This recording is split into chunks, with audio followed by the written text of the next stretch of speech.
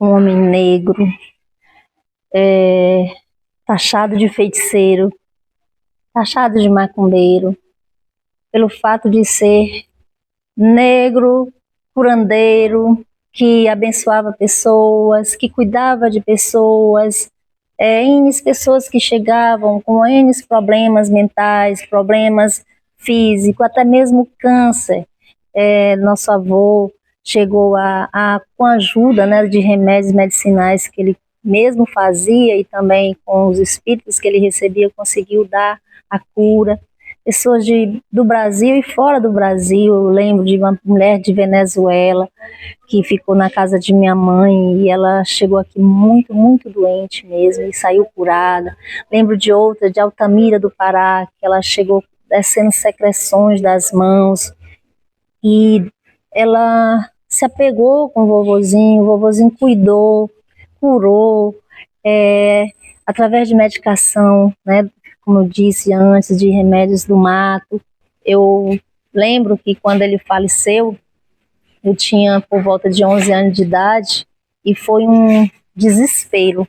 E no desespero não foi só com o povo dele, não foi só com o povo que estava no Nazaré do Bruno, mas sim com praticamente o Maranhão todo. Ele abalou o Maranhão, ele abalou o Brasil, ele abalou pessoas, como eu disse antes, que vieram de outros países em busca dele aqui, que ele trabalhasse espiritualmente, que ele ajudasse essa pessoa. Eu, às vezes, quando falo do vovozinho, eu digo que ele era um grande psicólogo naquela época. Às vezes eu fico comparando os tempos, Rodrigo, e eu fico dizendo assim, quem seria o Zé Bruno hoje? O Zé Bruno hoje seria aquele psicólogo, médico, né?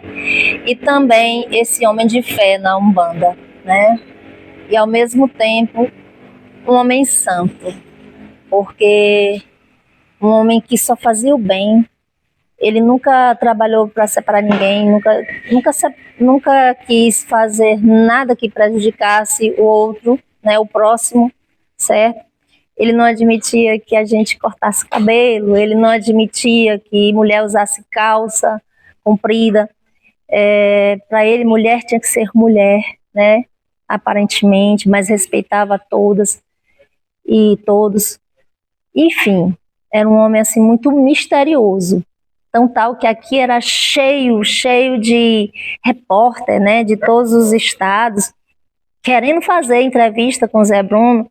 E eu lembro que meu pai dizia que ele só deu entrevista para uma ou duas pessoas, e olhe lá, com muito protocolo.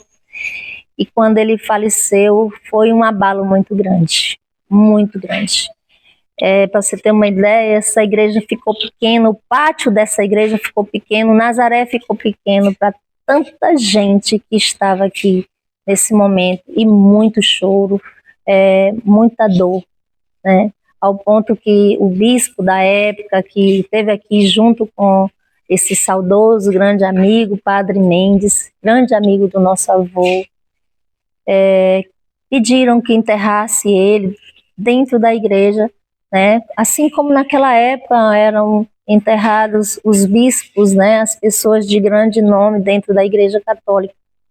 Porém, quando meu avô faleceu, ele já antes vivo já tinha determinado um lugar no cemitério onde ele seria enterrado.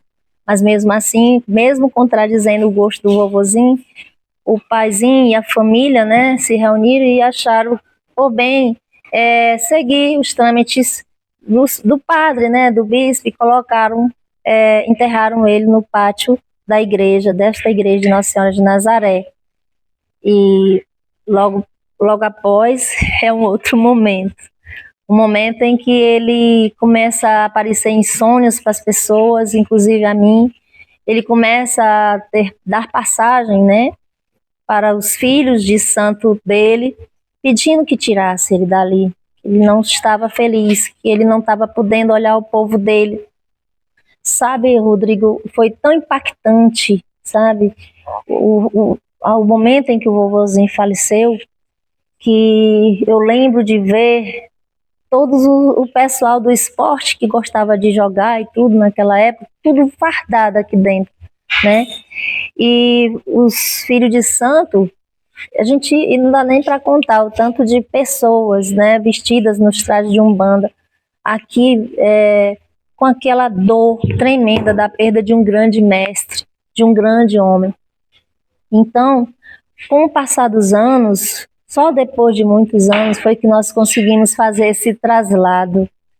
E eu lembro que na época que foi feito esse traslado, que fomos retirar os restos mortais do vovozinho, lá do pátio da igreja era sol, era por volta de umas 4 horas da tarde, e era sol, o sol estava forte, mas por incrível que pareça, isso ficou registrado em quem estava ali naquele momento, choveu.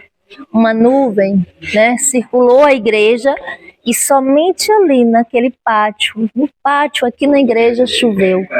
Isso foi registrado por um dos repórteres de Teresina, Piauí, o Silas Freire, que estava aqui para registrar isso. E eu creio que ele tem, né, esse registro. Choveu naquele momento ali, e depois que nós colocamos os restos mortais dele no caixão, e que fechou, parou. O sol ficou de novo, né? Estava lá e tudo.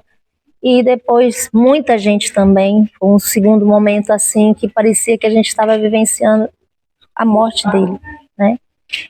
E foi então que ele passou a ter paz, quando colocou no lugar que ele deixou uma cruz, e que hoje é uma capela, onde está lá ele e a esposa, né? A segunda esposa dele, a minha avó, a Isabel, né? Mais conhecida como Bilu.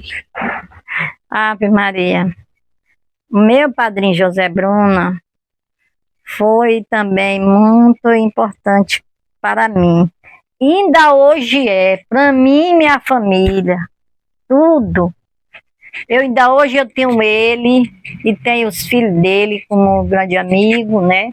Quando o padrinho José foi para me confirmar, a primeira doutrina que ele doutrinou, que ele estava com o padrinho Olinho. Eu sei que você não vai assim, né? Porque todo mundo sabe que o padrinho Areolino chama em todo o salão, né? O salão ele chama tudo, né? E aí ele cantava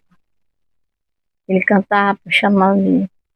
Quem tiver seus guias chame, agora que eu quero ver. Com a vozona dele bonita, né? E aí aí um batia palma e tudo. Quero ver, agora que eu quero ver, agora que eu quero ver. Quem tiver seus guias chame, agora que eu quero ver. Quero ver, agora que eu quero ver. Quero ver, agora que eu quero ver. A doutrina aí ficava chamando todo tempo, né? Chamando, até o guia encostar. Quando o guia encostava, ele parava a doutrina, aí cantava dele. Ora viva Deus, ora viva Deus, né? Ora viva Deus, ora viva Deus. Ah, me esqueci de outro pé. Ele não tinha esse negócio, não. Era sem olhar quem. Ele fazia tudo pelas pessoas sem olhar quem. Ele não ia, não cobrava, não, senhor. E a gente, quando saía dali, a gente saía tão satisfeito, porque ele não cobrava. Era o que a gente quisesse dar, tá entendendo? E aí a gente pegava, drobava, às vezes, sempre o dinheiro, às vezes o papai, mesmo papai foi doce. Botou assim no bolso dele, aí padrinho José, seu agrado. Ele, tá bom, menino, muito obrigada. Aí vinha outro, tá aí, seu presente. Aí vinha e botava assim no bolso, era assim. Mas ele não cobrava nenhum centavo. Nazaré do Bruno foi fundado pela espiritualidade, através do seu Zé Bruno. Porque ele teve, ele criança, de criança que ele começou, ele teve esse dom, já nasceu com o dom espiritual, então ele previa já esse lugar. As entidades mostravam para ele que um dia ele seria o dono de um lugar e que nesse lugar ele ia fazer toda a história dele. E o lugar foi Nazaré do Bruno. Então, querendo ou não, Nazaré do Bruno ele foi fundado, ele surgiu através da espiritualidade. E que hoje tem a Igreja Católica, como a Francisquinha falou naquela hora, que a maioria das pessoas que frequentam a igreja, porque na realidade não é nem só os que frequentam a Igreja Católica ali, todo esse povo daqui de Nazaré do Bruno, porque todos nós daqui, nós somos descendentes de pessoas que faziam parte da Umbanda, que eram umbandistas, e que, tipo assim, mesmo aqueles filhos que tinham seus pais que eram umbandistas, que faziam parte do Terecô, que seguia seu Zé Bruno, mesmo que não quiseram seguir a doutrina dos pais, mas que fazem parte, nasceram e se criaram dentro da raiz. Falando do mestre Zé Bruno de Moraes, ele foi uma pessoa muito importante em nossas vidas. Ele teve um grande desempenho espiritual, oportunidade da vida, um grande cientista de trabalho, foi um homem muito poderoso na espiritualidade. E aquelas pessoas que ele sempre deu a mão, que ele sempre botou a mão em cima, não tinha dificuldade, até mesmo no desenvolvimento espiritual era mais rápido, a incorporação era mais pura, os médios se desenvolviam melhor. Então tudo isso, dos conhecimentos do mestre Zé Bruno, para nós, foi muito importante na nossa vida.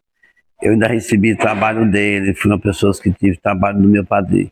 Então eu agradeço muito isso na minha vida. Também, ele passou também até as formas de se vestir. Ele pediu para que eu não ficasse vestindo roupa bermuda, era calça comprida. Então ele tinha uma regalia muito forte sobre a espiritualidade. Isso tudo era as normas que ele dava aqui para a gente.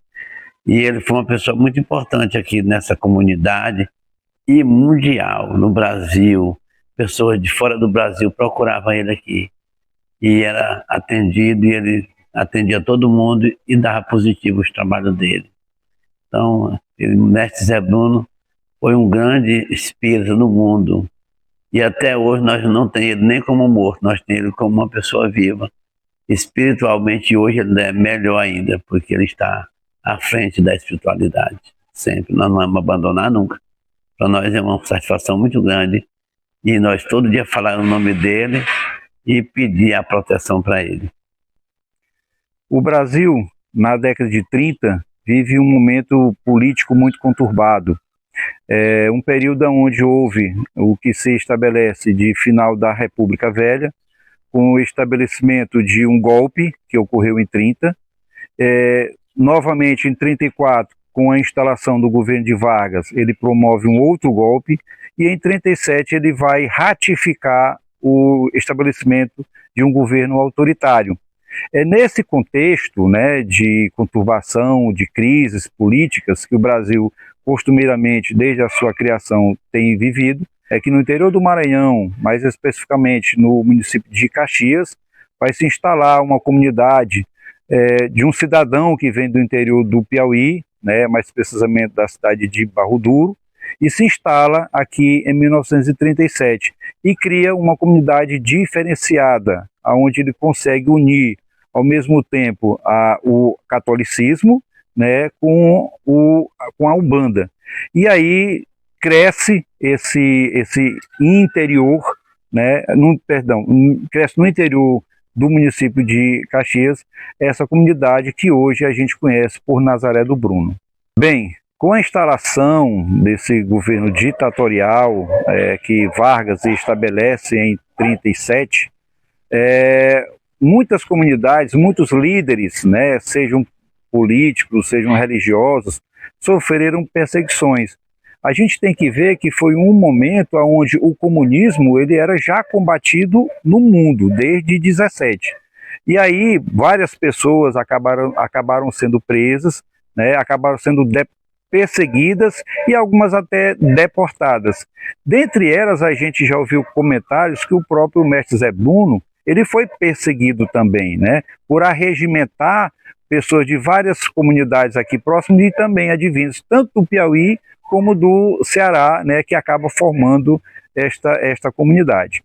Assim também, né, na década de 60, quando vai se estabelecer a ditadura militar, né, nós temos aí um golpe que os militares vão se instalar em 31 de março de 1964, e que também, né, muitos movimentos religiosos, tá certo, políticos, líderes passam a ser também perseguidos por este novo governo. A prisão do Padre Zé Bruno aconteceu de verdade. Ele foi preso em São Luís, foi levado, foi preso, só que ele não foi maltratado. E lá, com a prisão que ele teve, ele foi investigado. E aí, daí o pessoal, propriamente os comandantes da polícia, que eram os chefes da delegacia e povo, reconheceram que ele era um homem puro dentro da espiritualidade. Aí ele ficou preso numa época lá, mas quando veio deixar ele aqui, foi o pessoal da justiça. Quando veio deixar aqui, ele veio com carta branca para trabalhar em qualquer lugar do mundo, porque ele tinha capacidade para isso. E as pessoas também que quando ele passou por isso, as pessoas que ele dava a carta de recomendação para a gente, você podia ser em qualquer lugar do mundo, você só se apresentar para a justiça e ele já autorizava você a trabalhar em qualquer lugar, porque saía com a assinatura dele. Então ele foi visto como um grande espírito no mundo nessa época. Daí ele fez um tratamento de uma pessoa que pertencia à própria justiça, que era gente que trabalha na polícia, e disse que se ele curasse aquela moça, que tinha uma moça doente lá, se ele curasse aquela moça, ia ser melhor ainda para ele. Aí ele fez, e lá dentro da cadeia, de onde ele estava preso, ele pediu só os remédios que levasse para ele, queria preparar o remédio. As raízes preparou e curou a moça. Então só isso aí já foi uma grande prova para ele.